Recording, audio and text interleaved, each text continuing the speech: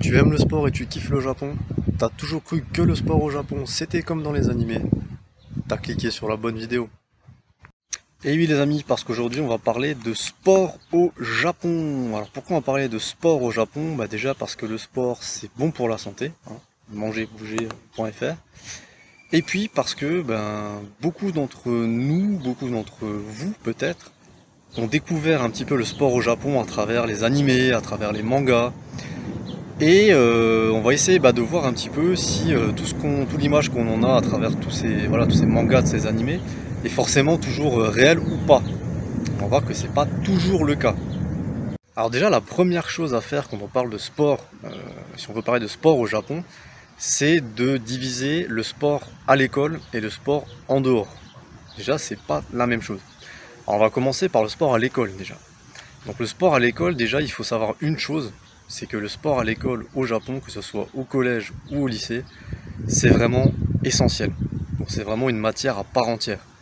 Autrement dit, ton UNSS de midi à 1h, juste après que tu aies mangé, avec le cours de Madame Michu à 13h et sans douche, sans rien, comme en France dans un gymnase un peu pourri, tu oublies. C'est pas ça. C'est vraiment une matière à part entière. Alors concrètement, comment ça marche? Eh bien, concrètement, les élèves au collège et au lycée, donc à la rentrée, ils doivent choisir obligatoirement un club, des kurabu, donc soit un club culturel ou un club sportif. Donc nous, on va parler évidemment des clubs sportifs. Et donc c'est obligatoire. Donc chaque élève choisit un club. Donc il peut choisir parmi divers sports, hein, du tennis, du baseball, du foot, de la natation, tout ce que tu veux. Sachant qu'il y a vraiment beaucoup de sports qui sont proposés. Ça c'est vraiment un petit peu dans toutes les écoles. Toutes les écoles ont des bonnes infrastructures en général pour tous les sports divers et variés. Et donc les élèves vont choisir un sport et ils vont se gérer en autonomie. Donc ça c'est déjà quelque chose qui est à noter, c'est qu'il n'y a pas d'adultes qui vont, alors forcément il y a des adultes qui vont un petit peu surveiller tout ça, mais les clubs en eux-mêmes, chaque club est géré par les élèves.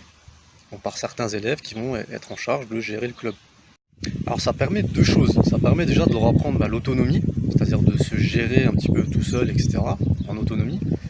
Et ça leur apprend aussi la notion d'appartenance au groupe, en fait, qui est super importante au Japon. Donc tu as souvent des amitiés qui naissent dans ces clubs de sport et qui durent après très longtemps. Alors comment ça s'organise concrètement? Déjà le système est bien différent de la France parce que les jeunes ont cours essentiellement le matin, donc de 8h à 14h ou de 8h à 15h, mais ils n'ont pas cours de 8h à 17h comme chez nous. Et donc à partir de 14h ou à partir de 15h, là c'est le début des activités. Donc ça va être sport, activités culturelles, voilà, les clubs. Sachant qu'ils peuvent s'entraîner jusqu'à 2 ou 3 heures par jour. Moi ma copine par exemple qui faisait le club de natation, elle s'entraînait jusqu'à 3 heures par jour. Ça te donne une petite idée du truc quand même.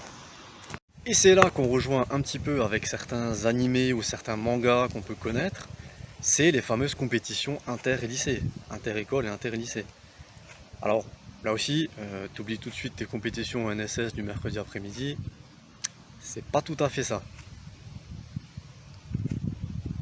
Donc il va y avoir par exemple le fameux tournoi de foot, inter-lycée de foot national, et il va y avoir le fameux Koshien, donc le tournoi international inter-lycée de baseball, qui se déroule tous les ans au mois d'août à Osaka, sauf cette année à cause du Covid.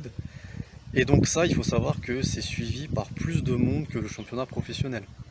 Donc il y a plus de gens qui vont regarder le Koshien à la télé que le championnat pro. Ça te donne une petite idée du niveau de popularité des jeunes qui vont jouer ce tournoi.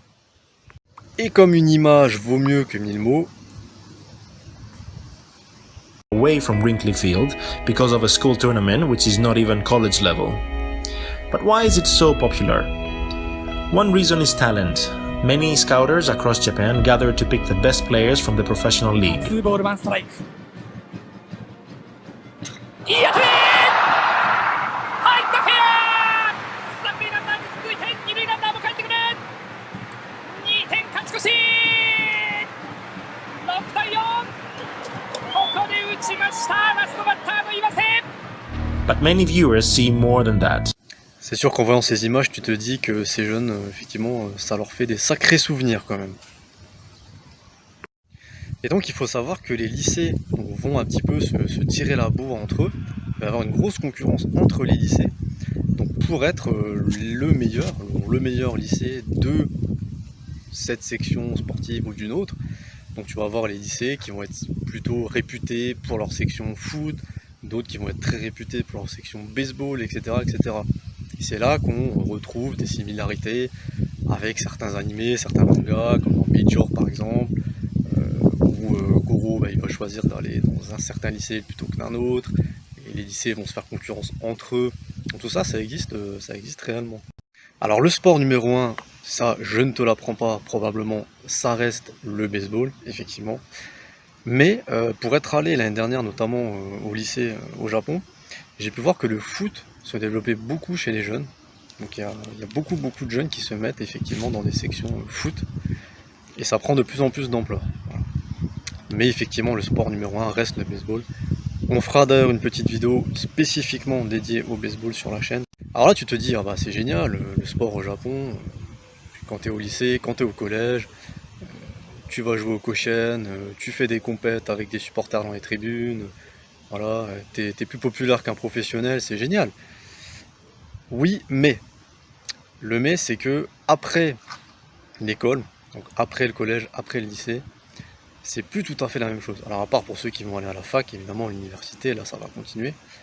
Mais dans le monde du travail, donc une fois adulte on va dire, là c'est plus pareil. Et c'est beaucoup moins rose, j'ai envie de dire, que ce qu'on a vu jusque-là. Pourquoi ? Pour une raison déjà toute simple, c'est qu'au Japon, il n'y a quasiment pas d'activité extrascolaire. Donc ça veut dire que à l'école, les jeunes font du sport, mais que à l'école. Il n'y a quasiment pas d'association sportive comme chez nous. C'est-à-dire ton petit club de foot de ton village, là, tu oublies. Ça n'existe pas au Japon. Tu vas payer ta licence 40 €, ça n'existe pas. Au Japon, tu vas avoir essentiellement des clubs privés, c'est-à-dire à but lucratif, des entreprises, et forcément beaucoup plus cher. À titre d'exemple, moi je faisais de la boxe thaï ici en France, je payais 70 € à l'année. C'était un petit club, mais bon voilà.